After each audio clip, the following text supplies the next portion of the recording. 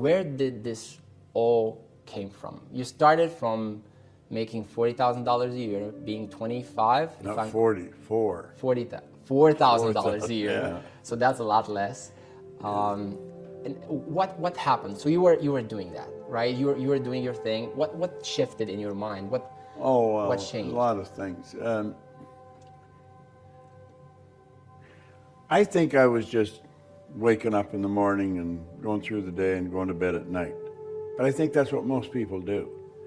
And I hadn't gone to school. I only had 2 months high school. I never had a good job, but I couldn't hold a job. I wasn't a good employee. I would just do enough so I wouldn't get fired, but I got fired a lot. And I met a man, and Ray Stanford in Toronto, and I'm from Toronto. And he got talking to me, he said, why don't you change the way you're living? Well, you know, it never entered my mind that I could or that I should. I didn't give any thought to it. And in looking back, I don't think most people do. You know, people that are watching your material or that are familiar with me or my seminars, they're thinking of what they're going to do with their life. But they're in the minority. 90-some% of the population are lost, and I was. I had never done anything of any consequence. I was earning $4,000 a year. I owed $6,000. So, I mean, if I had taken all the money I earned for 18 months and paid debt, I would have just broken even. I'll tell you one thing I've learned. If your goal is to get out of debt, you'll probably stay in debt forever, because that's what you're thinking about. And I quit thinking of debt and I started to think of earning money. When you think of something, what you've done is you've flipped your brain onto a higher frequency. The very fact you can see it is all the proof you need to know you could get it. What you have to do is raise your level of consciousness to that frequency. And then you will attract whatever's on that frequency. You know you have a level of success that most people would wish for. Most people, I think most people, if they would envision the success that you have at the moment, or that most successful people have, they would say, if I would have that, I would not work again. What makes you get up every morning, going in your age, right, is not the same as being 25, it's not the same as being 30. What makes you, what's that purpose, that motivation inside of you that makes you wake up in the morning and work again and just inspire people? Well, people that will quit work and retire, they don't even understand who they are. We're not made for work. Work's made for us. Right. What we've got to do is find out what we love. And then you have to do it because you love it. And so age, time, space, got nothing to do with it. Your mind is full of the idea. You get up, you wake up, you get up, you got to get going because you got places to go and things to do, people to see, because you're in love with an idea. See, when people quit, like 3 Feet from Gold, they weren't in love with that idea. They were going after the money. It wasn't the idea that motivated them, it was the money that motivated them. And that's why they quit. See, when you're going after what you want, and that's one of the big problems with people when they set goals. They set a goal to do what they think they can do. Well, there's no inspiration in that. It's got to be what you want to do. See, wants come from the essence of who we are. We're spiritual beings. And we are a soul. We don't have a soul, we are a soul. And the soul is forever seeking its awareness of its oneness with that which is, which I call God. Well, spirit's always for expansion and fuller expression. It's never for disintegration. So there's a basic law of the universe. If you're not growing, you're dying. It's create or disintegrate. Nothing stays where it is. We live in an ocean of motion. Entropy. So it's the spirit within. Our spiritual DNA is perfect. There's perfection within every one of us. Well, it's that perfection seeking expression through us. It causes us to want. If you run, you want to run faster. If you jump, you want to jump higher. If you're selling, you want to sell more. Doesn't matter what you're doing, you want to do it better. When people understand where wants come from, that's when their life starts to change, I think. So then I started to think, I wonder how many things I believe are not true. Now, I was doing very well, but I didn't know why I was doing very well. I was what you call an unconscious competent. And you know, that's where most successful people are. And so I made up my mind I was going to figure out, why was I winning? And then I really started to study. And that's what took me to Nightingale Conant. It took me 9.5 years. And when I figured it out, all I wanted to do was teach it. That's all I do. And when you do what you love, isn't it that there's like an infinite amount of energy? Well, you see, you don't get energy. All the energy there ever was or ever will be is omnipresent. It's evenly present in all places at the same time. You don't get energy, you release energy. You're just an instrument that energy flows through. Desire is the triggering mechanism that releases the energy. When you've got the desire, you've got the energy. If you haven't got any desire, you haven't got the energy. So you're just blocking it. If you're... Well, yeah, exactly. That's exactly what you're doing. So you're a channel that it flows through. And when there's no desire... You're just a wall. That's all. Blocks everything.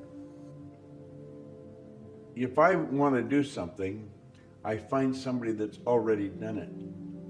And then I do exactly what they tell me. It's a simple rule to follow.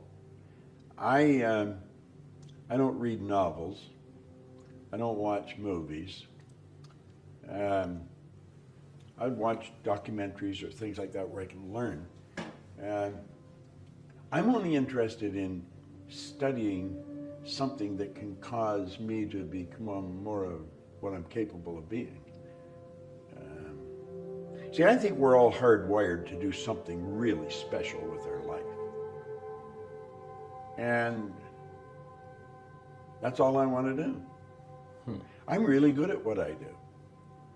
I could walk by a person in the hall and like that, I could tell them exactly what they're like. I could read their energy like a book. Everything goes on the inside, shows on the outside. See, we're gifted with faculties of the mind that the average person knows nothing about. You have intuition, the will, reason, imagination, perception, memory. That's what separates us from all the rest of forms of life. We go through school and never learn anything about it. Like you'll hear people say they have a bad memory. There's no such thing as a bad memory. Everybody has a perfect memory. It's just weak. They've never developed it. Our imagination. Your imagination is the most magnificent. Hill said it's the most marvelous, miraculous, inconceivably powerful force the world's ever known. I can use my imagination to project myself into the future and bring the future into the present and start living there. You work from the imagination. You don't work to it. You work from it. Backwards from the result. Yeah.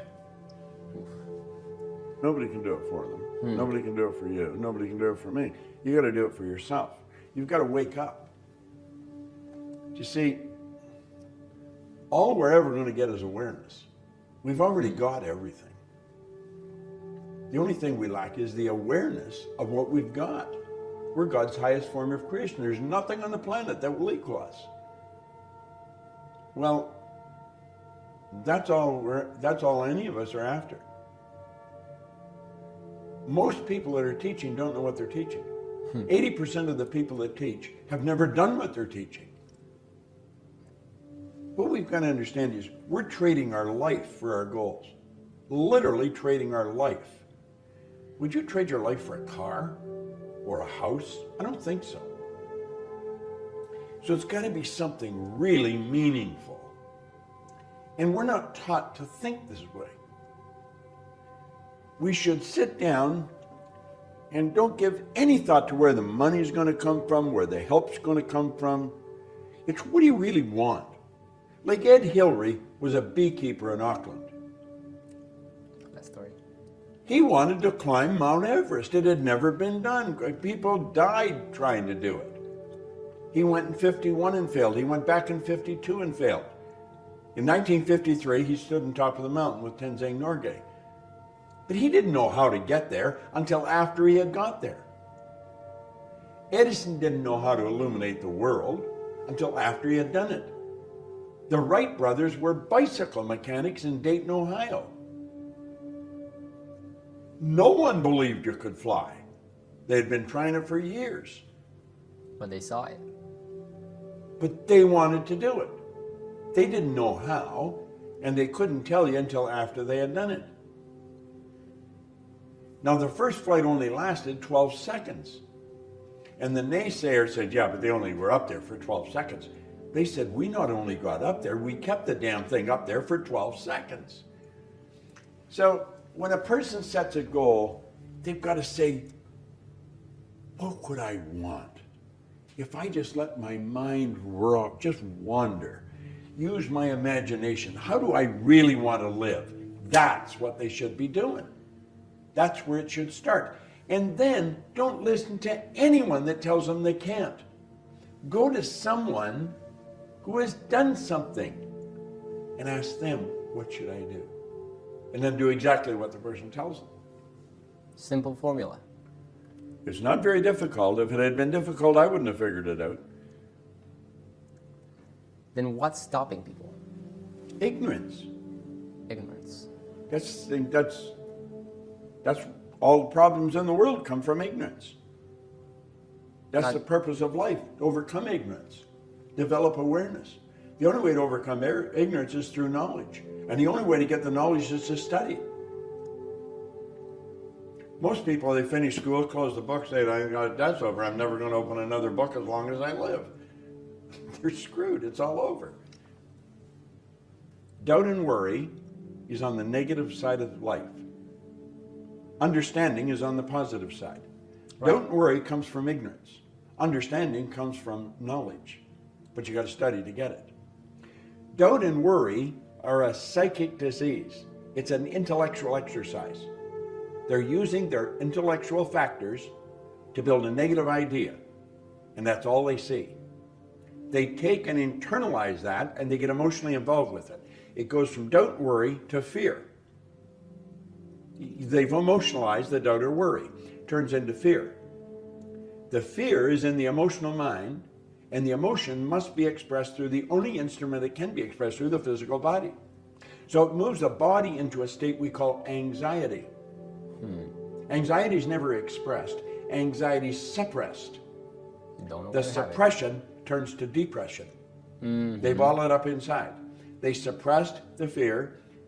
It turns into depression. The depression turns into disease. The disease turns into decay. St. Clair Lewis was right. He said, we don't die, we kill ourselves. Now, what is the opposite of all that?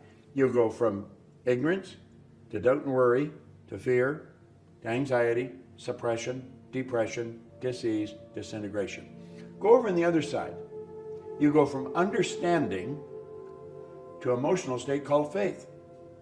You just know it's going to move into form because you understand the law. Faith isn't believing something you can't see. Strange thing about faith and fear, they both demand you believe something you can't see. Why would people choose fear over faith? Because they're ignorant. So you go from understanding to faith. The faith manifests on the physical plane, not as anxiety, as well-being. The well-being is not suppressed, it's expressed. And the expression turns to acceleration. You're building energy. And that is because there's no dis-ease, you're at ease. And that turns into creation, not disintegration.